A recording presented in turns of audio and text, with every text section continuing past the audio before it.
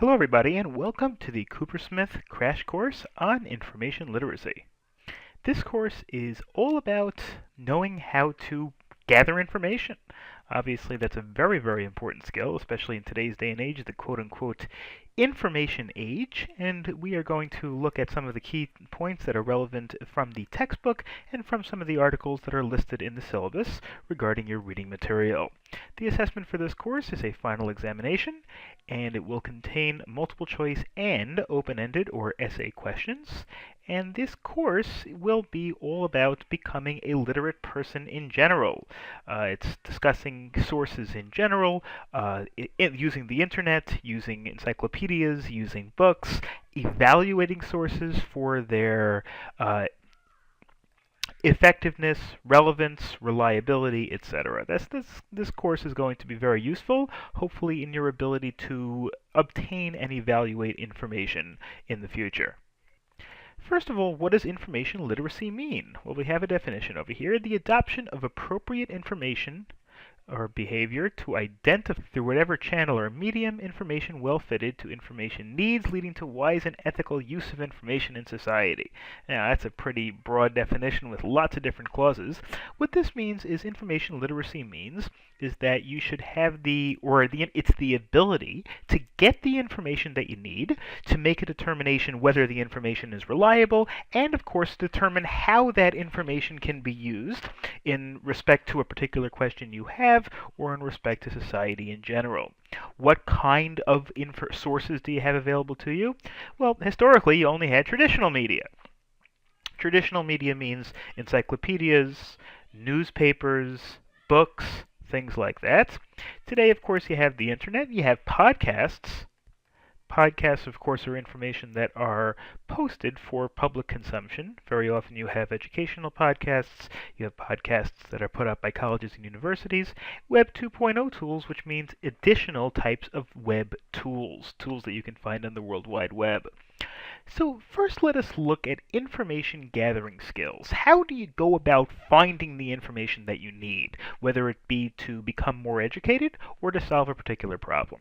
Well, the first thing you need to do is to find the need or problem or question. What is it that you're searching for? Do you want to know more about the political system in Japan? Do you want to know more about the botany of various types of plants that live in the Amazon rainforest? Are you trying to make a determination of how you should invest your money? Are you trying to determine which candidate to vote for? Everything, every piece of information gathering, everything that information literacy is relevant to, starts with a question or a problem. It starts with the idea that you first have to define what it is that you're setting out to do. Because if you don't know what it is that you're setting out to do, it's going to be very difficult to actually do it. Then you need to find, locate, access, and retrieve the information from a variety of different sources. The information could be print, it could be electronic, or it could be human information, which means you interview other people, you talk to your friends. That's also an important component of information literacy. So we're talking about print, we're talking about electronic, and we're talking about through talking to individuals and listening to individuals even more importantly. Evaluating the information you get is the third step, critical step that's very often underutilized. We all know that you need to figure out what it is you're looking for. We all know that you need to find the information, but then you have to evaluate the information. Does it have credibility? Is it true? Does it have currency? Does it have reliability? Does it have validity? Is it appropriate? These are all things that you need to make a determination before you actually use the information. For example, if you're determining what to invest in and you find a website that says, invest in our company for reasons A, B, C, D, E, and F. Well, that might be good information, but on the other hand, you have to realize maybe they have an axe to grind. Maybe they're trying to get you to invest in their company, so it may be good information. You may be pretty clear on what it is you're trying to do, but on the other hand, you might have found a source that is biased and therefore maybe not completely reliable and appropriate in this case. Once you've evaluated the information, it's a matter of organizing it, putting it in the manner that it can be used to solve your information need, solve your problem, or answer whatever question you have. It could be organized physically by putting it into different documents. It could be organizing it in your mind, making a determination of, okay, well, I've got 6 pieces of information that say I should invest in this stock and 7 pieces of information in that stock, and try to organize it in order to continue the process of evaluating the information. And finally, communicate. Sometimes you might not need this last step. If you're just doing it for your own knowledge, of course, you don't have to communicate it. But sometimes you have to communicate the information legally and ethically using a variety of channels. If you're making a speech, for example, and you need to go and research it, then you'd use the first 4 to research and prepare your speech, and then you got to figure out how to communicate it. If you're writing a paper, if you're trying to make a presentation, trying to convince somebody to buy something, you have that last step of communication, which of course is critical. The next information literacy skill that I want to go into is the skill of problem solving. Problem solving means a systematic process to find a solution to a question or an issue, figuring out what it is that you need to do, and then going about and doing it. To do that, first thing you got to do, just like with research, the first thing is to define the problem. What is it that you're trying to solve? What is it that you're trying to do? Number 2, look for possible causes. What is it that's causing your problem? If the problem is that you have a stomachache, okay, is it because I ate too much last night? Is it because something I ate was bad? Is it because I'm dehydrated? And develop possible solutions. Maybe eat less or drink or figure out what possible solutions there might be. Evaluate each possible solution to determine the best one. Which one can I do now? Which one do I have access to? Which one is most likely to be effective? Which one is easiest? And then implement the best solution. This is kind of like experimentation almost from a science perspective. Do the actual solution that you came up with as the best. And then finally, evaluate the results of the implemented solution for future reference. And next, and again, these are all kind of independent components of information literacy, so we're going to go through these one at a time. The next is the issue of higher order thinking. Higher order thinking means thinking that is not just based on memorization, not just based on looking at something and knowing what it says. Higher order thinking contributes to both critical and creative thinking processes, and this is very often expressed in something called Bloom's taxonomy. Bloom's taxonomy has 6 levels, like this pyramid over here, which illustrates from the lowest level to the highest level of thinking. Now, that doesn't mean the lowest level is any less important than the highest level. On the contrary, you can see knowledge is the base for all other types of learning and all other types of information, using information. But as you go further up the pyramid over here, you have skills that build on the lower skills, but also are higher than just in understanding. Well, let's take a look at the 6 steps. First, you have knowledge. You have to gain the knowledge first. Everything is built on knowledge. If you don't know what's going on, well, then you have no chance of doing any of these other things. Second thing, once you have the information, that's fine, but can you comprehend it? Can you understand it? Just repeating the words is not good enough. You have to be able to understand it, or else you won't be able to use the information. Number 3, you have to apply it. Be able to take the information that you got and apply it to a particular situation that you're using. Say, okay, this is relevant to my situation. I learned that not drinking enough can lead to dehydration. I understand what that means. I understand that, that's a pretty simple example, but let's say, for example, if the knowledge is that not having enough electrolytes causes the body to be dehydrated. Comprehension is understanding that not having enough electrolytes means you're not drinking enough things with salt in it, and therefore that could cause a problem where your body doesn't have the electrolyte necessary to function properly. Application is when you're applying it to yourself. You're saying, okay, well, that means if I don't drink enough or I don't have enough electrolytes, I'm going to be in trouble. Then you have the analysis section. Analysis section is where you can take the information and draw conclusions from it. It's where you can just look deeper into the information and look at other impacts that it might have. Synthesis, as you get even higher, synthesis is when you take different types of information and put them together. You take various, like for example, you look at 2 different charts and get information from both charts and use those 2 pieces of information to draw a conclusion from. I know that I have knowledge and understanding and comprehension and application that not having enough sugar it weakens your energy, and not having enough salt weaken. You suffer with lack of electrolytes, and not having enough water dehydrates you. And if I take, let's say, so I might synthesize the idea that drinking something with sugar and salts and water in it would solve my dehydration problem. And finally, at the top of the pyramid over here, you have evaluation. Evaluation is when you look to something to make a determination whether it's a good piece of information or a poor piece of information. Other types of information include computer literacy, which means understanding how a computer works and how that can be applied to complete a task. That includes hardware, namely the computer machine itself, the hard drive, things like that.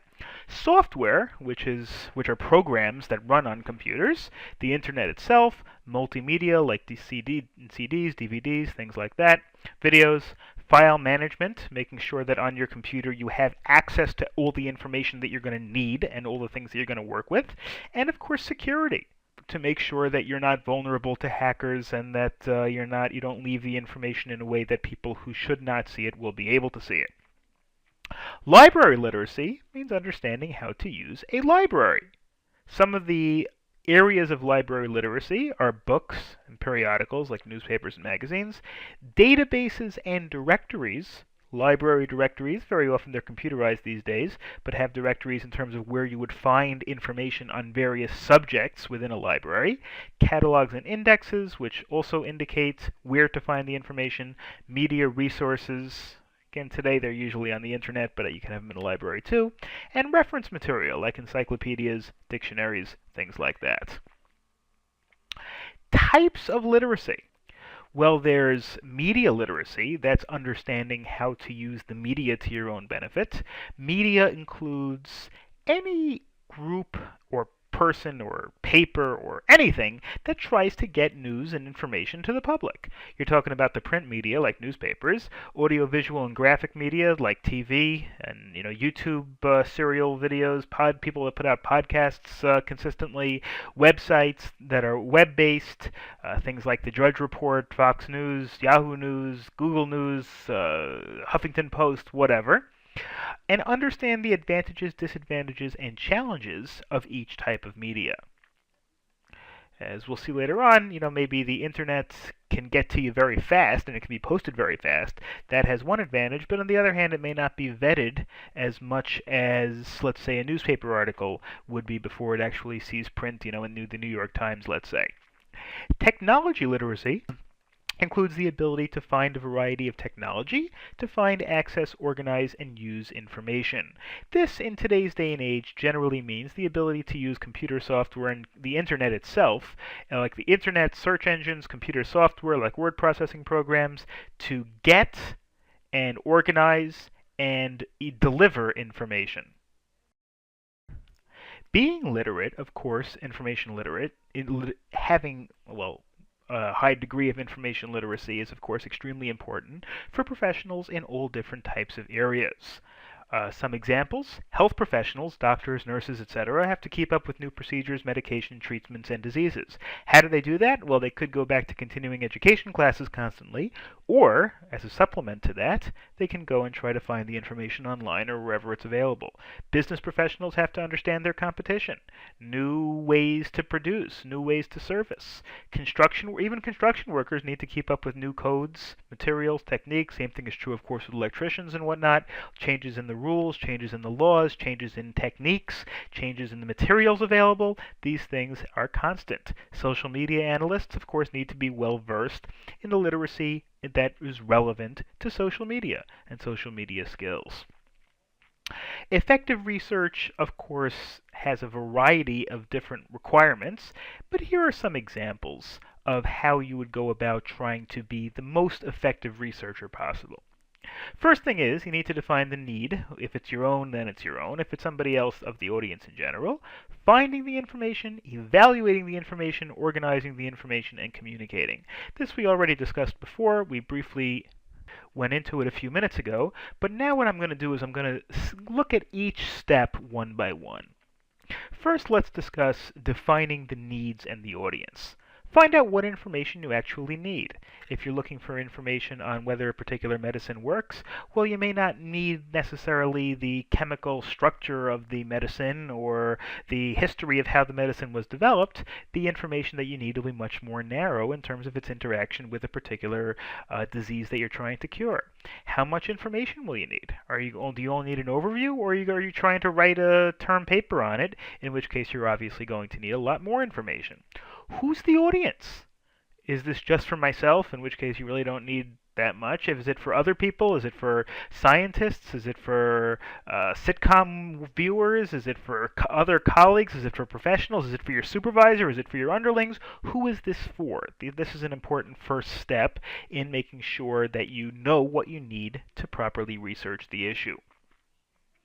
Number two, find the information. And the first step to finding the information is creating a research strategy. Rather than just looking, Googling it. Well, Googling is certainly one attack, but beforehand, rather than just looking and finding whatever one thing leads to the next, I mean, sometimes, personally, if I'm on Wikipedia and I'm researching something or anything, I just am poking around the internet, I could go from link to link to link for hours and not actually get the information that I need, because you're constantly being led in other directions. It's a better idea to, before you even start, give yourself a little bit of a plan. Okay, I'm going to use the internet sources, I'm going to use the library, I'm going to use interviews with my coworkers, whatever it is. Know how to locate necessary information.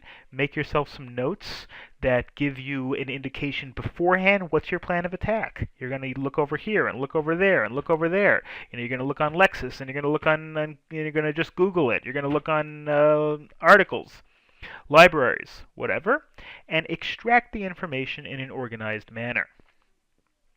Number three, evaluate the information. And evaluating the information means apply some sort of criteria to make sure that the information is reliable, valid, accurate, current, and free of bias.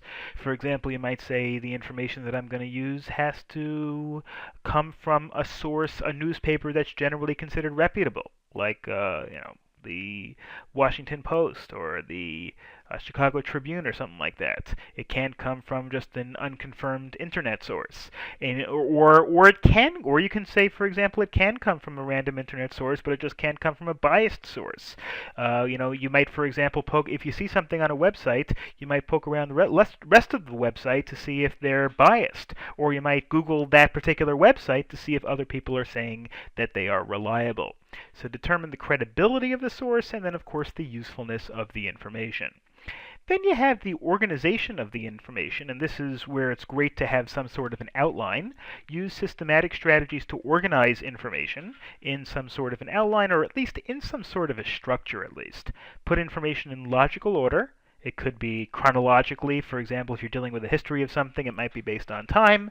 Usually, if you're dealing with just information that's relevant to a particular science, or then time probably doesn't matter very much. Priority of the elements of whatever you're researching, a problem solution, put it in some sort of an order and organize the information so that it's available for easy retrieval later on. For example, you might on your computer set up a certain file for a certain folder and put all the information in this particular folder. And finally, you have communicate the information. It has to be done effectively so it can be used to solve the problem or answer the question. If it's just to yourself, you don't have to communicate, but if you're presenting some sort of a report to your class or to your coworkers or to your supervisor or to your clients, your customers, you need to present it in a way that's effective for your audience. Choose the appropriate channel. Should it be written report? Should it be verbal, visual, electronic, or some sort of a combination?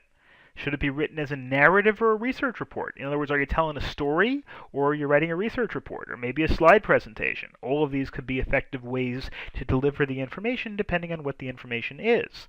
The information should be referenced. In other words, the recipient should know where you got that information. You got that information from an article, from an encyclopedia, from a random web source. Nothing inherently wrong with using random web sources, but your audience should know that so that they can make their own evaluation. The research process and results should be evaluated to make sure that you completed whatever goal it was that you set out with to begin with. How do you get relevant information? Well, again, there could be many different sources. You can look at people that have faced similar issues, people that have thoroughly researched the topics. You could deal with experts in the area, ask them. You can go for books, encyclopedias, the internet. And one quick example, if you're planning on building a tree but you've never built one, well, you might ask your neighbor how he built his treehouse, or you can do some research in the library, you can Google it, you can go on the internet. All this is pretty basic stuff, and you're probably familiar with it anyway. The next chapter deals with getting information and determining the information you need. And the first step to determining the information is establishing research questions that are effective. In other words, research questions that are going to lead you to the answers that are going to solve your problem. So, effective research question includes key terms or relevant concepts, is not too broad or too narrow, it directs research appropriately, and it is objective. So, for example, if I'm trying to determine what kind of medication to take when I have a headache, an effective research question might be which pill has the data indicated is most effective for alleviating headaches, something like that. It would include terms like effective, headache, pill, medication. It shouldn't be too broad or too narrow. For example, a too broad statement might be, which pill's the best? Too narrow might be, which medication is effective in decreasing headache symptoms within 10 minutes? Because you're arbitrarily putting in a 10-minute characteristic which may not be that important. If it's 12 minutes, it might be good also. Excuse me. Examples of effective research questions. How did the Electoral College affect the outcome of the 2000 presidential election? It's very specific. It gives you a particular idea of what you're looking for.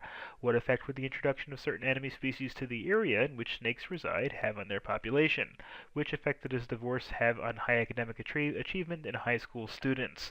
All these things are specific. They contain the key terms of what you're looking for. They're not too broad and they're not too narrow.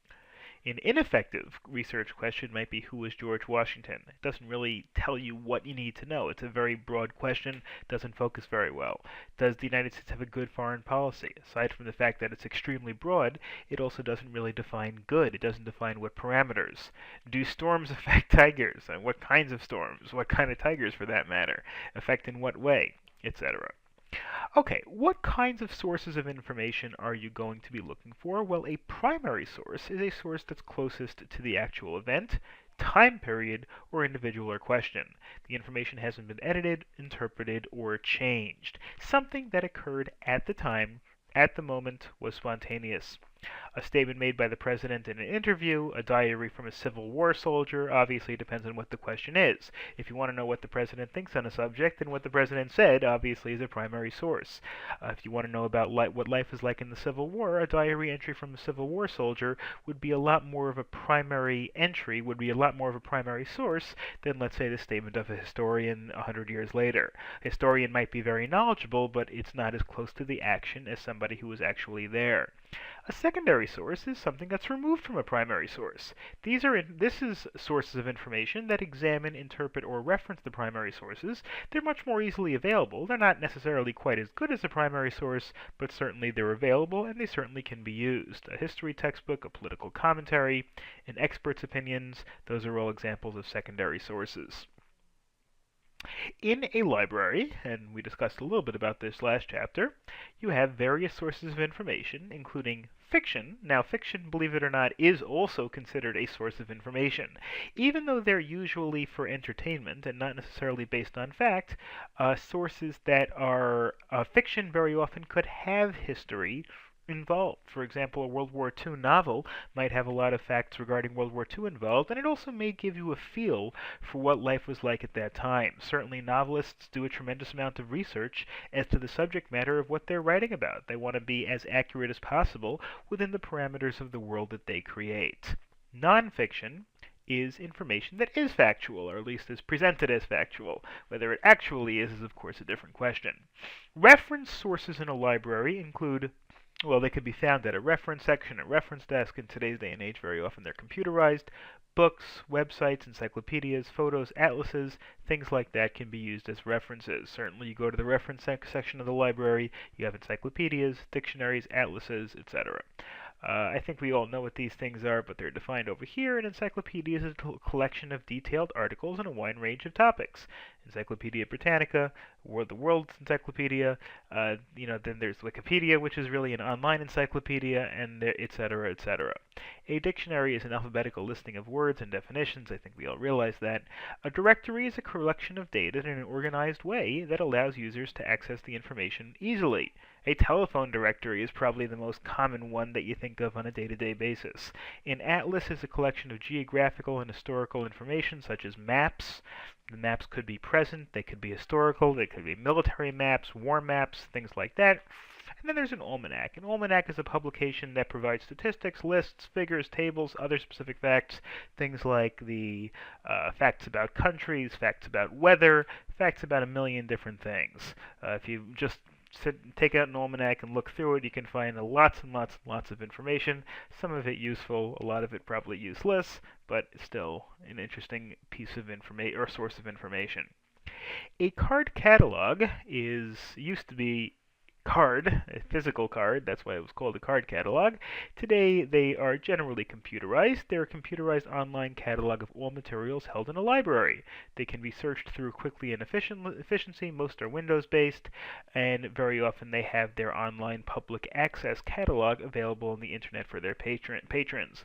My local library, I can just go to the website, type in the author, type in the title, type in a reference number, type in pretty much anything I like, and it will give me all the books that match that criteria. In the old days, they probably still have card catalogs, although nobody uses them anymore, but they were physical cards that were listed by reference number or listed by author that you used if you wanted to find books in a particular area or by a particular author. There are also many other types of reference materials. Scholarly journals is one example, published by educational institutions or professional associations. For law, there are law reviews that are published by law schools. There are medical journals. There are scientific journals. There are all sorts of journals and I guess like publications, magazines, publications like Foreign Affairs, which is a magazine that has long scholarly articles about foreign policy issues. And the goal is to publish information to professionals and researchers. Lay people can also read these, but they're generally for other professionals, and they are often peer-reviewed by experts in that particular field. And what peer-reviewed means is that rather, as opposed to a newspaper where you just give it to your editor and the editor says okay and it's published, they're first circulated to other professionals in the community, and the other professionals in the community have the opportunity to review and comment on it. If they think that it's nonsense, they can say so, and it may never be published.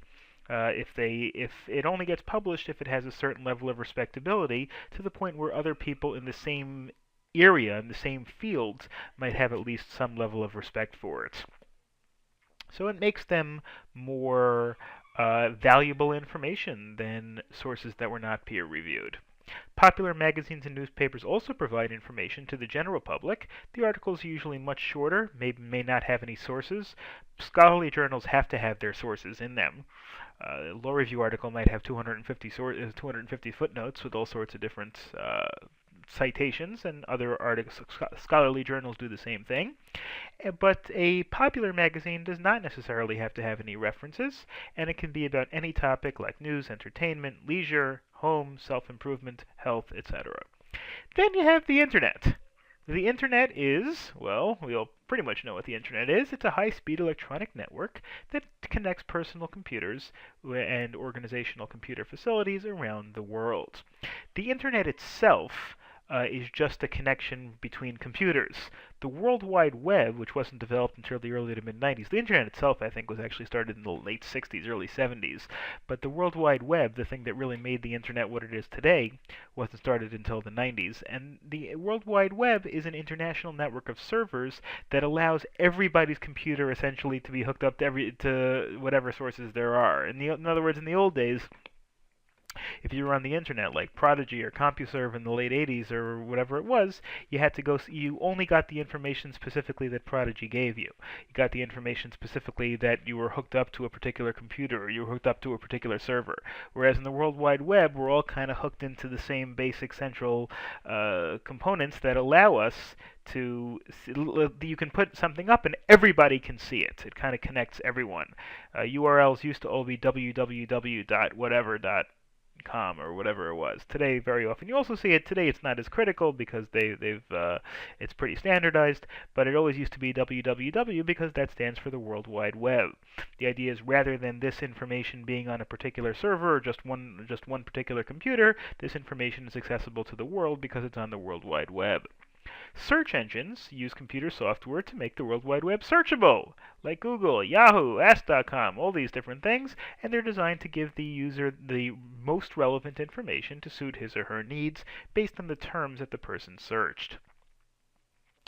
You can see on the bottom, as we just discussed, the Internet and the World Wide Web are not the same exact thing. The web's available over the Internet. It runs over the Internet, and it allows everybody to access the same central information. Okay, so what are some examples of various sources?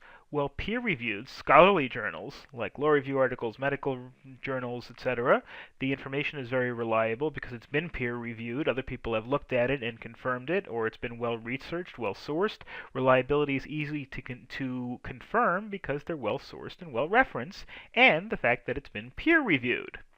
A library card catalog could be online also. Once it's actually gone to the library, the information is relatively easy to find. The information is easily accessed because you can just go to the library. A librarian can help and confirm the reliability of different sources. What are some of the advantages of the internet? Well, it's easy. It's easy to find and easy to search through Google and search engines like that, and the information is generally very accessible. What are some of the downsides?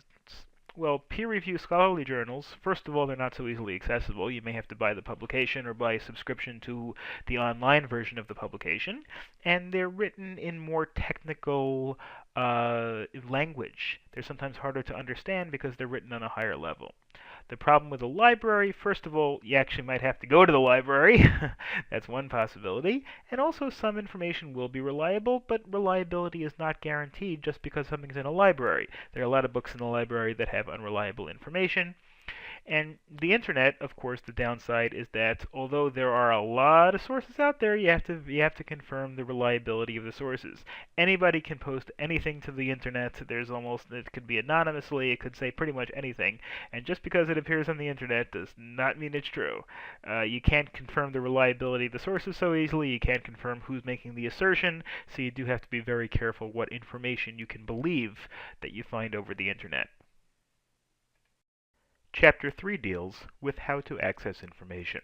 And of course, the traditional way to access information has always been in a library. And we're going to discuss libraries, modern libraries that have multimedia and electronic communications as well. And of course, we are going to be discussing digital sources such as the internet. First, let's go through libraries. Libraries, of course, contain many modes of gathering information. The traditional mode is books, but it also has devices such as videos, audio CDs, tapes, DVDs, microfilm or microfiche. Not as common as it used to be because today things can be stored electronically, but certainly they still have little areas where you can go to these old machines. It can look like things that look like camera film, which is called microfilm, and that has stored data on it. Computers with internet access, and of course other forms of reference material. Then of course you also have digital libraries, which are essentially like websites that have various materials on it. So here are some examples or some of the differences between digital libraries and traditional libraries. Well, traditional libraries has information that you can't necessarily get online. Also, in a traditional library, there will be a person there that's a reference librarian that will help you find sources that you might need to find. If you're going to need help, this is especially beneficial. Online librarians require forms and have to wait a while before receiving a response. In other words, if you have an online librarian who will answer your questions by email, it's asynchronous. It doesn't happen right away. You might have to wait for an exchange of emails. Whereas if you have a person sitting there behind a reference desk, it's a little bit easier. Of course, there are some advantages as well of digital libraries, which are open 24/7, 365. It's open constantly. You don't have to wait until the library doesn't close at 5 o'clock in the afternoon or ever. It's open all the time. It can be accessed from anywhere as long as the computer has internet access. The library may have a uniform locator, in other words, a website with maybe an access code that will give you access to what is necessary. It can accommodate multiple users. More than one person can read the same source. As opposed to a book, if the library only has one copy of the book, you can only have one person reading it at a time. There's generally no fee, although of course that may vary from resource to resource. And traditional libraries also generally have no fee if you pay taxes in that jurisdiction. But the resources can be checked out for longer periods of time or may even have no limit. Sometimes libraries do have limits where they allow you to check out an ebook that's only good for a certain amount of time. Obviously, an ebook, if you're going to buy, generally you have to pay for it. If you want to borrow it, you may only have to use it for a much shorter period of time. And so now let's look at library classification systems. In other words, how do libraries know where to put books? Or I shouldn't say know where to put books, but how do you know where to find books in a library? And the Library of Congress has its own classification system that most libraries will follow, since that makes it uniform. And that way, if everybody uses the Library of Congress system, you can go into any library in the country and have essentially the same numbered system and the same overall system, and it will make things it'll make things much easier to find no matter where you are.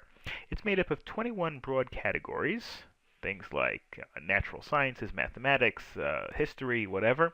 And many libraries use this system to try to make sure that it's consistent with the National Library. And library classifications are very often done through the DDS, or the Dewey Decimal System. And that is that the topics themselves, those 21 topics that we saw before, are numbered from 0 essentially to 1,000. Each of the 10 categories is broken further down into progressively more precise subdivisions. In other words, instead of being 21, there is 10, the 1s and the 2s and the 3s, etc., and that breaks down further. And then whole numbers and decimals are used to classify subcategories and subcategories until you get the actual book. So for example, natural sciences and mathematics are in the 500, and so earth science would be 550. Now I don't know offhand what the actual numbers are for the other ones, but for example, biological sciences might be 560, and physical sciences might be 540. Something to that effect. That's really how these things work. Excuse me, how these things work. And the way you find an actual book is through the entire call number. And the call number each book will have its own call number. Now, they could be the call number in the Dewey Decimal System. This is an example of a Dewey number, the 398. Remember, it's a number between 1 and 1,000. And other types of books, usually the Dewey Decimal System is usually used for nonfiction books. For fictional books, they're often taken by the author. They're by the author's name. So you can have H994, which is a different system, not a Dewey system, the Cutter number, T823, again, just different systems of numbering books, and of course the date. And different books in the same category will have similar numbers. Searching for information can be in terms of fiction or nonfiction, really. In other words, the Dewey Decimal System will usually work with nonfiction, but let's say you want to find a particular book by a particular author or a particular title or subject matter, you can search by various characteristics. You can search by the author if you know the author's last name, by title, by subject matter, or, as you're used to in internet searches, by keyword. Keyword means, if you say, for example, earth science, so you may not only get earth science in the title, you get books about earth science because books are programmed in that with subjects that they're about. And one way in which these things operate is the Boolean system under something called Boolean Operators. The Boolean system is based on the idea that one book may cover multiple subjects and multiple carriers. You can't really pigeonhole. For example, something that writes about Albert Einstein might be both a biography, it might be history, and it might be physical science. You can't necessarily put it into one neat little category. You can't put every book into one category.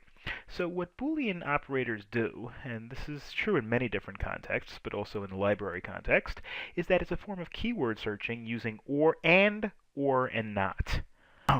The AND system tries to bring up information that applies to both of two words. For example, amusement parks and entertainment will bring up information on both amusement parks and information. It especially might bring up books that cover both, that cover the entertainment involving amusement parks, but it will also cover things that are in either category. You can also do a Boolean search that's relevant to that has a not in there. A not specifically excludes a subcategory. If you say amusement parks and not entertainment, well then you're going to bring up books that are relevant to amusement parks but are specifically not based on entertainment. So a book that has a keyword entertainment would not show up on a Boolean search that's for amusement parks but not entertainment. And of course, this is useful for saving time if you're looking for a category that's dominated by a different subcategory that you're just not interested in. And you can also use or. Or is where you run a search that you can search multiple categories at the same time. Theater or theater over here. They sometimes use with two words with different spellings. This theater is with the American spelling. Theater with an RE at the end is more like the British spelling. And if you're looking for books that are about theater in general and you're not sure how to spell it, so you can run or how the book that you're looking for is going to spell it, you might use an or search to find books that are relevant to either one. And of course, more than one of the words can be put into a search as well. This is an example of how Boolean operators work. These are, you may recognize these are Venn diagrams. Venn diagrams are when you have multiple categories that have parts that intersect, that have parts that combine. Just if you look at an and or search at the top over here, let's say you have theater, and entertainment. These are different categories. In other words, you might have books that have a keyword theater with an RE. You might have books with a keyword theater with an ER, and you might have books with entertainment as a keyword. So if you're looking for something that has either theater with an ER or theater with an RE, you'll get each of these two circles. In other words, you'll get all the books that represent this circle because they have theater with an ER in their keyword, and you'll get all the books that have RE because they have theater with an RE. With an RE at the end of the word. So you'll get, if you do an or theater, you'd get all of these books in both circles. If you search theater and entertainment, well then you'd only get this little sliver over here. You'd only get something that has both theater and entertainment. So if you want a big number of results, you try an or, because now you're getting either one. Whereas if you want only a small number of results, because you're trying to be as specific as possible, then you might run an and search, because an and will restrict it and will only give you books that have both theater and entertainment. So it'll only give you results that come in the middle. If you want theater and entertainment, you'd get these two circles, which is probably a pretty smart way of doing it. Amusement parks and entertainment, if you did that, you'd only get books that have both amusement parks and entertainment in their search terms. Books that only have entertainment in their search terms and not amusement parks would be in here. Books that only have amusement parks and not entertainment would be here, and you would only get, if you do and, you'd only get in the middle. So you'd get a much more limited number of results.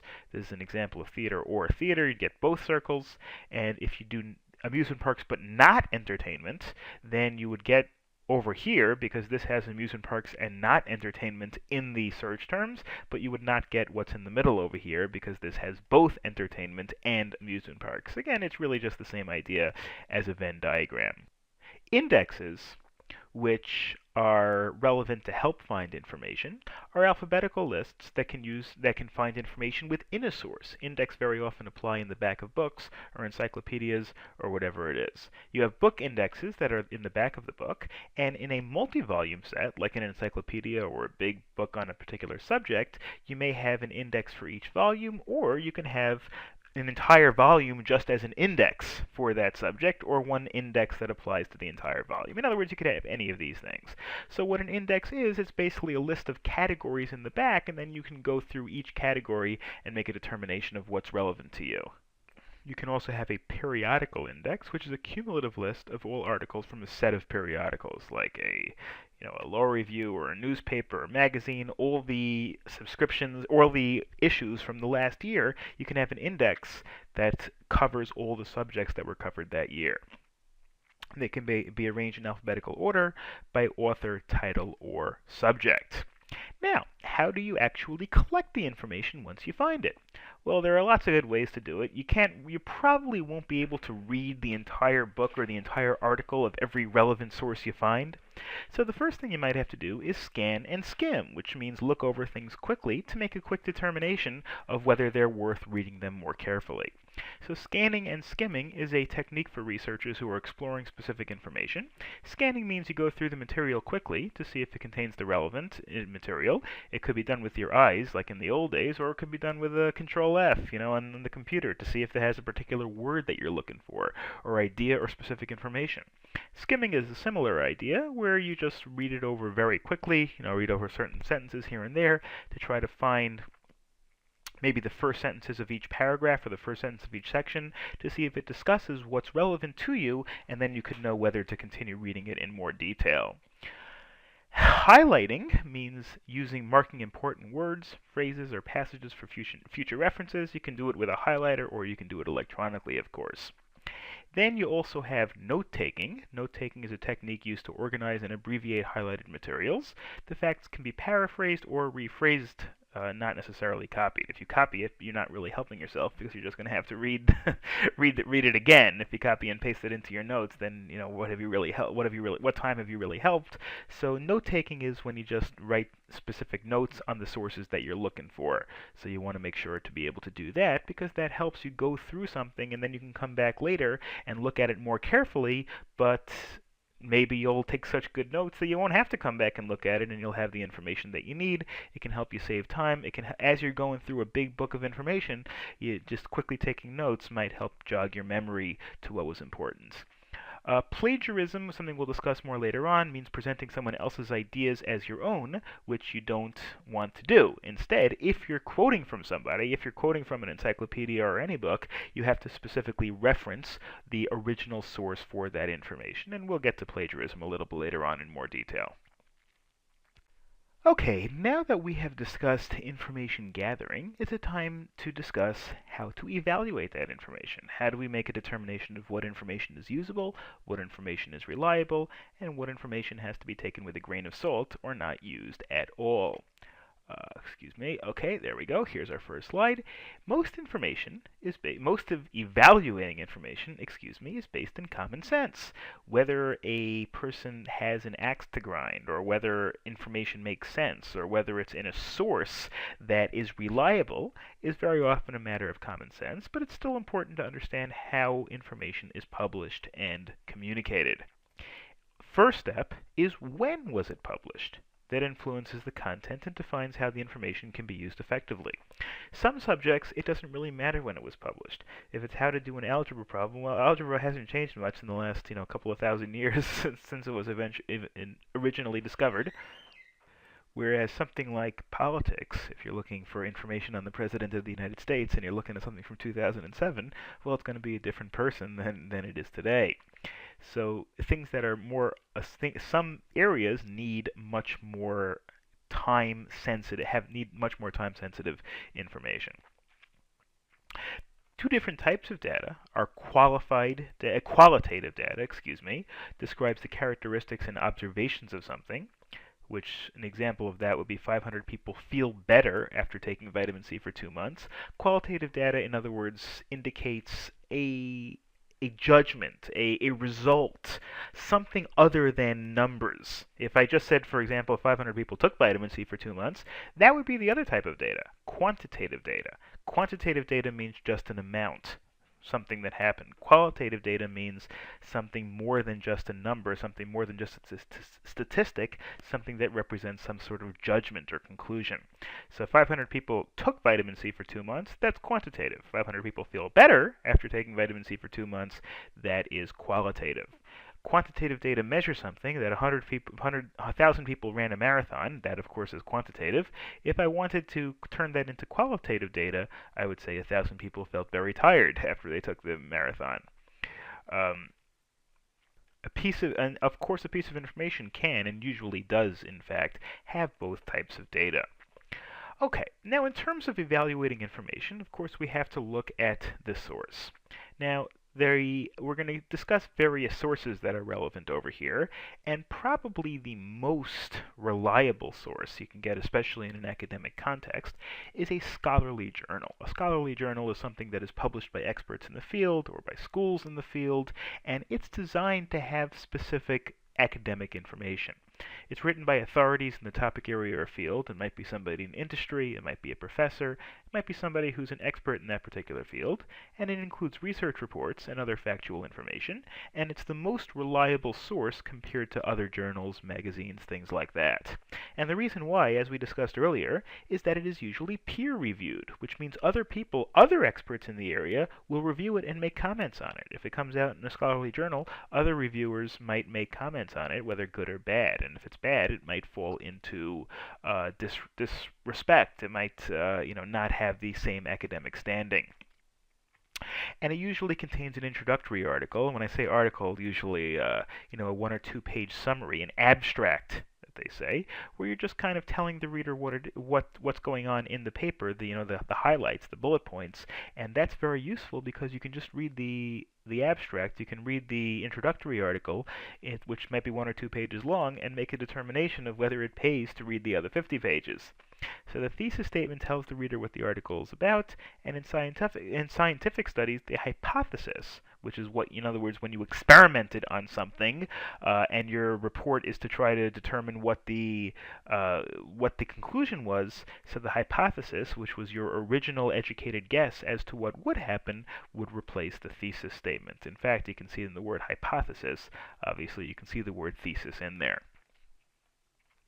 Other types of sources include trade journals, journals and magazines, trade publications, things like Popular Mechanics, and just things that are respected within their own industries. Maybe the New York Law Journal, the New England Journal of Medicine. These are all things that are trade journals. They may not necessarily have the same level of scholarly. They're not really articles that are scholarly journals, but at least they're periodicals that are specifically meant for audiences in this area. They have to be viewed critically for accuracy and credibility and appropriateness, but they have certainly a certain level of credibility, more so than other newspapers and magazines. Authors are usually specialists or practitioners in the field, and most of the information is practical, which means that it's primarily for other people in the trade trying to help people do whatever best practice is relevant to that trade, whether it's medicine or law or whatever. Now, there's no peer review process in a journal or magazine, which makes it, not as good as a scholarly journal for that purpose. Popular magazines like Newsweek, Time, Sports Illustrated, whatever it is, their purpose is to entertain and not necessarily to inform, and therefore they're a less credible source. And the language, of course, is not so technical because it's written for the general public. It's not necessarily a bad source of information, but certainly you cannot take it as face value as much as you would a scholarly journal, or even as much as you would a trade publication. What about online sources? Random information you find on the internet. Well, there you got to take everything with kind of a grain of salt, and you have to do, I guess, kind of your own vetting process. Your own process to try to make sure that what you're reading is reliable. You want to identify the reliability of the author. What are the author's credentials? Does this author have credentials that make the author reliable in this area? Why was the article written? What's the author's experience? Is the author writing a medical journal on WebMD? Is that person a doctor, or is that person just somebody who happens to have taking care of people with no credentials whatsoever. Or just thinks that they know their stuff and they really don't.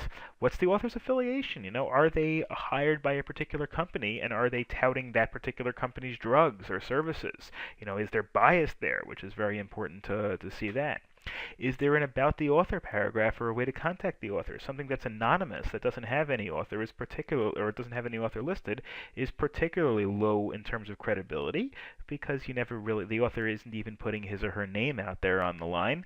The author is just throwing out the information and not backing it whatsoever. Who's the publisher? Who actually publishes? In other words, who owns the website? Is it a not-for-profit organization or a government entity, or is it somebody that's for-profit trying to hawk a particular product or a particular company? Is this an academic print, which tends to be highly reputable? These are all things you got to ask before you use that information as being authoritative. Who's the owner?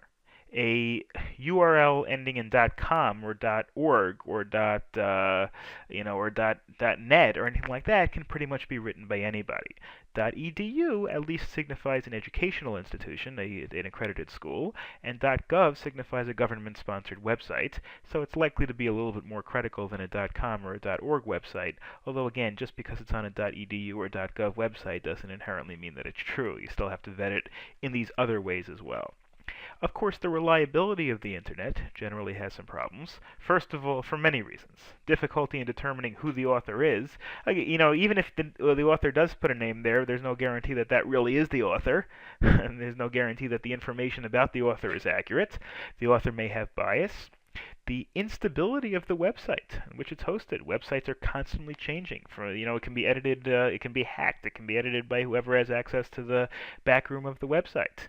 Wikipedia is an example. Wikipedia is a great online encyclopedia. I use it a lot. But the thing is that they're not 100% reliable because authors can easily change it. Now, of course, there are other editors that try to make sure that people don't make bad changes. But still, Wikipedia is a great source of information for amusement or to start on something. But I wouldn't use it as a primary source. In other words, if you're gonna say, well, I know in a journal or for an important purpose, academic or business or whatever it is, you can use Wikipedia to get the information, but before you assume that it's true or before you present it as being true, you should definitely source it and try to find the original source other than just a Wikipedia article. Verifiable information. So information which is verifiable will appear in another credible source. If you can just find it in one source, it may not be verifiable. That means you cannot prove that it's true. If you can find it in the original source, maybe it could be a little easier.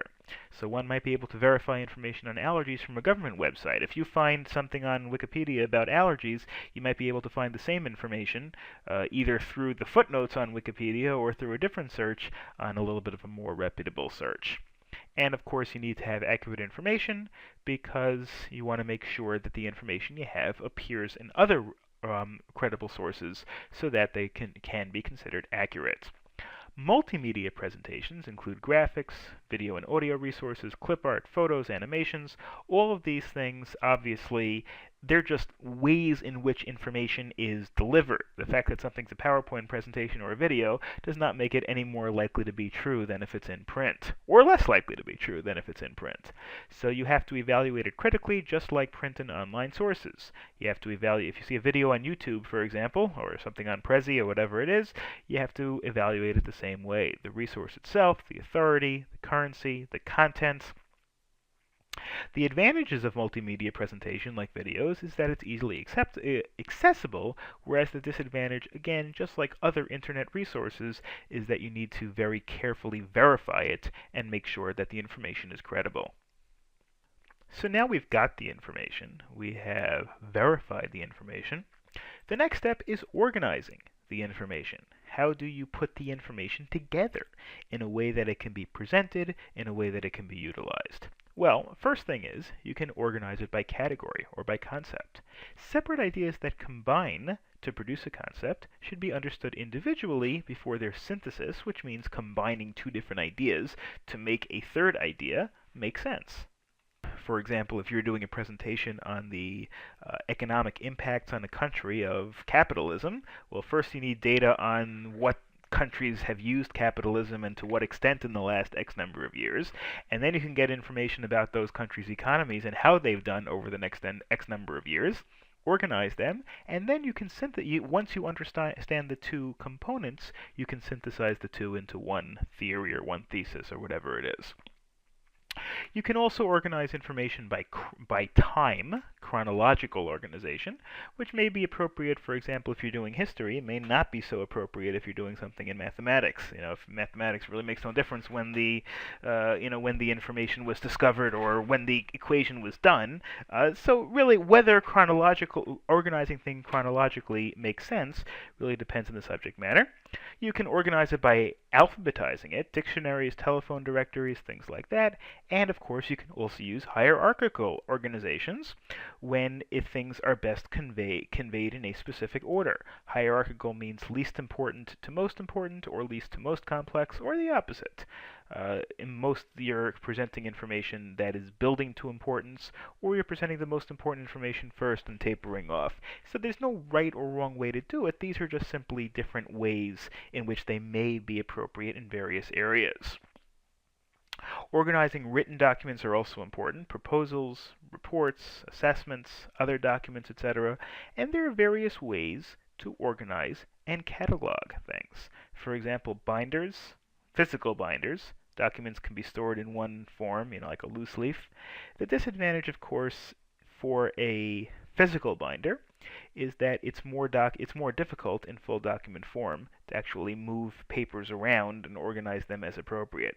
So therefore, what people very often do is they use electronic folders, things on your computer, things you can move. You can have folders on your computer where you move various documents. In other words, you organize them by research area, you organize them by whether you're going to use them, and you can organize them on your own computer.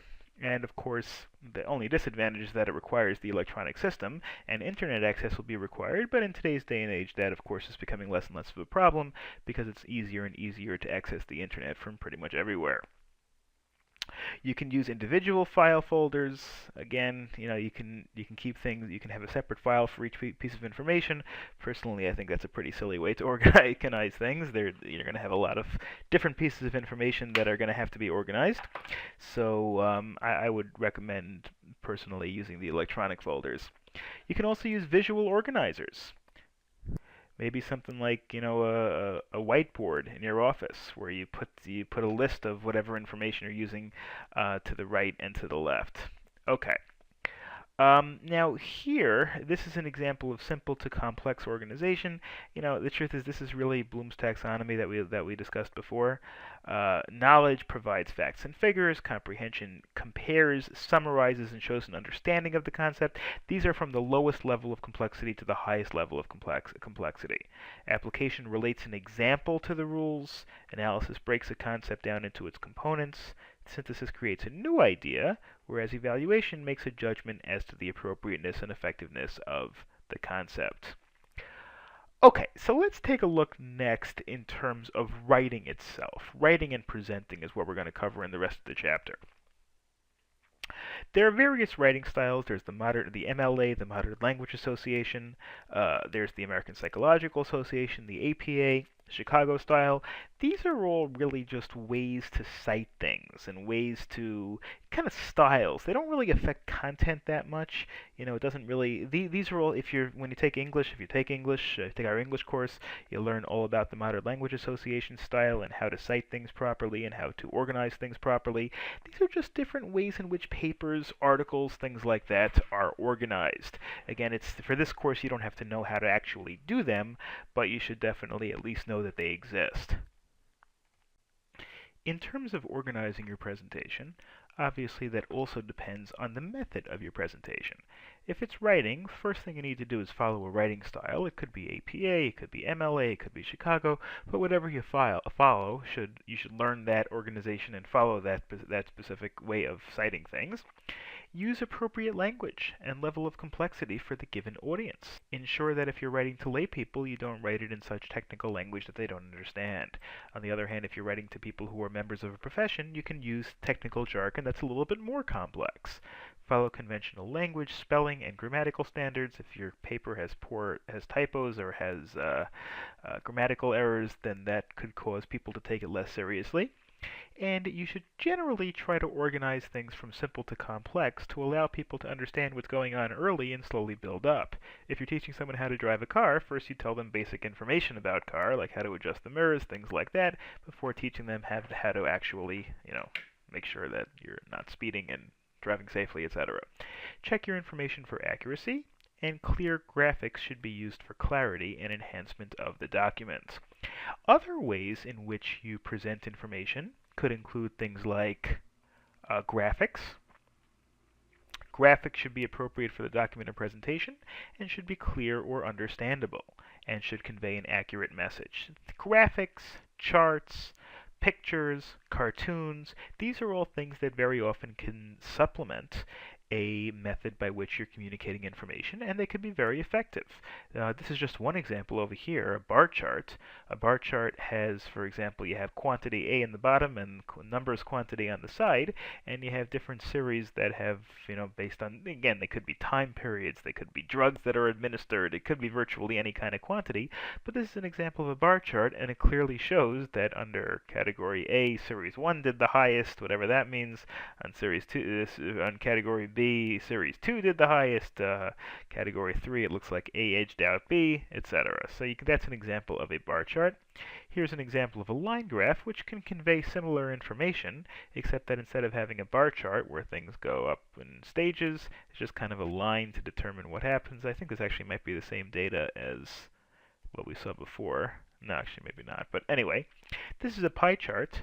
Now, a pie chart can only be used when you're talking about a percentage. Usually you have 100% of something, whatever that 100% is. Time people spend, in their day. One area will be work, one area will be sleep, one area will be playing, and you divide up the chart. And here, I guess this might be a sales chart in 4 quarters. So this company did 58% of its sales in the first quarter, 23% in the second quarter, and 10% in the third quarter, and 9% in the fourth quarter, and that had better add up to 100%. Let's see, 58 plus 23 is 81. Yeah, okay, so that adds up to 100%, thankfully. This is a scatter plot chart, a scatter chart, where you have y values and that's it, just plain y values. This, I guess, is a y values chart. So again, I don't know what these quantities are. Maybe it's number of, I don't know, colds per year or something, I don't know. But the thing is, so you have different numbers on the sides of the chart, and this is just wherever the data is. So at one quantity, at a little over one quantity, there was 1.5, whatever these things measure. Again, it's just an example of a scatter chart. This is an example of an area chart that also shows how much certain things covered. It's really the same kind of idea. These are all just different ways of different graphics and charts. Other ways in which things can be presented are, for example, PowerPoint presentations. PowerPoint offers opportunities to create impressive and sophisticated presentations. Now, there are a couple of things that you should keep in mind when creating PowerPoints. Number one, colors should be selected thoughtfully. There should be a contrast, like white text on dark blue is good for business-related presentations, whereas dark yellow on light yellow is barely legible, and people won't be able to read what you're talking about. Use legible fonts like Arial or Times New Roman. I mean, there are some others, but certainly you don't want to use things that look weird.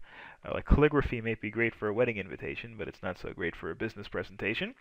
And of course, present information clearly and concisely. Being concise, in other words, being short, is one of the things that PowerPoint really gives you the opportunity to do, because PowerPoint could be meant to accompany a verbal presentation. So you're standing up there in front of a room, you don't have to write everything on the slide. On the contrary, you don't want to write everything on the slide because you want the reader to focus on what you're saying rather than reading the slide the whole time. So that's important. There's also proposals and grants. Proposals and grants, of course, are very important when you're trying to get money or when you're trying to get a loan or when you're trying to do some business with somebody. Proposals are typically written to suggest a program or action to a company or to a school or whatever. A grant is written to obtain funding from the government or from a scholarship fund for a particular research or project, and these should have a summary of what you're asking for, an introduction which describes the background, a statement of the problem or purpose that it is that you're trying to solve with this plan of action, objectives and explanations for them. Okay, what are you trying to do? What do you need the money? What are you going to use? And well, well, just the objectives. What are your goals? But then you have the action plan. The action plan is okay, fine. What are you going to use the money for? I'm going to use, $1,000 to rent an office, and I'm going to use $50,000 to pay a new employee, etc. And then an evaluation of an explanation of why it's a good idea, not just what you're going to do with the money, but why it's a good idea for them to give you the money, what they're going to gain out of it in the long run. Finally, we have technical reports. Technical reports are common in the workplace and are used to communicate the result of a project or research. A sales report, a report that indicates to your supervisor or to whomever is in charge what's been happening with the project, how has it been going, has it been working. Some elements are there: title, of course, information of an author, abstract, a thorough overview of what's happened in the report, like kind of a one-page summary that somebody can read and get kind of the gist of what's going on. Then you want keyword, which are the keywords, which are the parameters of the report. What are the elements of it? Body of the report contains all the relevant information. Acknowledgments, in other words, who helped in the project, who helped prepare the report.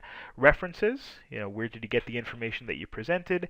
And appendices, if you want to attach additional reports or additional documents to it that support the report, but you didn't want to put all the language in the report itself because you just didn't think it was necessary to read the whole thing while reading the reports. But appendices can be very important in many subjects where you want the reader to have access to certain information, but you don't really think it's necessary, and you think it might be distracting or time-consuming to read it while reading the report itself. Our last chapter in the textbook is about ethical and legal communication and making sure that everything you do is legal, ethical, and appropriate when it comes to communicating information. And there are a few things that we are going to discuss regarding ethical and legal communication. First thing is intellectual property. We'll discuss that more on the next slide, but we want to make sure to respect intellectual property rights. In other words, if somebody else has a copyright or somebody else has a trademark on something, we don't want to use that in a way that violates the law or violates anybody else's intellectual property rights. There's also industrial property, which is created in the line of conducting business. An example of intellectual property that is industrial would be, let's say, the Coca-Cola recipe or the formula that makes various drugs. An invention, which is also something that is categorized by intellectual property, is an idea or concept that is new, useful, and not obvious. The intellectual property rights that are protected under American law include a patent, which is the protection of an invention, and it gives exclusive right to the inventor to develop and sell the invention for a particular period of time. Patents, I think, today last for 20 years. So if there's an invention, you are not allowed to copy that invention until the patent expires. There's a trademark. A trademark is legal protection of a logo, business name, symbol, or some other identifying element. Something, the swoosh on a Nike shoe. And it could be words like Kleenex for tissues, something like that, where it identifies a particular commercial product. It identifies a particular company. And using that when you're not associated with the company is, of course, illegal and subjects the person to lawsuits. Copyrights protect other forms of intellectual property, such as literary works, artwork, music, audio-video productions, etc. And copyrights reflect the rights given to creators in some forms of expression and intellectual property. Where this really comes in our course is, of course, whenever you write something and pass it off on your own in your own paper, you have to make sure that you're not violating copyrights. And these things, original music, original books, original articles, etc., are all protected by copyright laws, and they cover all reproduction in the work in any way. As we'll see, there's a major exception that we'll cover a little bit later on, but generally speaking, if I create a work, a piece of music, an article, whatever, nobody else is allowed to copy that without my permission. They are ideas are not copyrighted. It has to be something that's put actually in form, whether in an article, again in a music piece, whatever it is. The copyright symbol is a C with a circle, the circle around it. Now that doesn't mean that something is not protected by copyright if it doesn't have the C. And you can register a copyright, but that's not with the Library of Congress, but that's not necessary for something to be copyright protected. It's copyright protected whether you register it or not, or whether you put the Control C or not, but people put that in as a way to ensure that other people know that they're not allowed to use it. When the copyright expires after a certain number of years, it's something like 75 years or a certain number of years plus the life of the author, and then it goes into the public domain and anybody can use it. There is the big exception that's relevant to our purposes is fair use. Fair use, which is section 107, I believe, of the copyright rules, say that in some cases you can use and copy distributed copyrighted materials without permission. Usually that has to do with reviewing. If you're doing a book review, you're allowed to copy portions of the book in order to review them for educational purposes, and etc. You are allowed to use them for certain purposes. Like there are some caveats. It depends. Like for example, you can't really use the whole work, but you can use part of the work. These are all things that are relevant to copyrights. Our next issue, very important, very kind of relevant to copyrights, is the issue of plagiarism. And plagiarism is the idea of not copying somebody else's work without proper attribution, without quoting the original source and citing the original source. If you're using information given to you by somebody, that's okay, as long as you tell the reader where the information came from and use quotes around that piece of information. So that's what plagiarism is. It's using someone else's work without acknowledging the author, and the work has to be attributed to the source. Some ways to avoid plagiarism include using the exact words. If you put it in quotes and say, well, Joe Smith says, and then you put it in quotes, and then you say on the bottom in a footnote, this is Joe Smith's article in this particular area, that's fine. You can also paraphrase it, but again, even paraphrasing means restating someone else's words in your own words, but still what you should do is you should say where you got the idea from if you got the idea from somebody else. You can also use plagiarism detection software.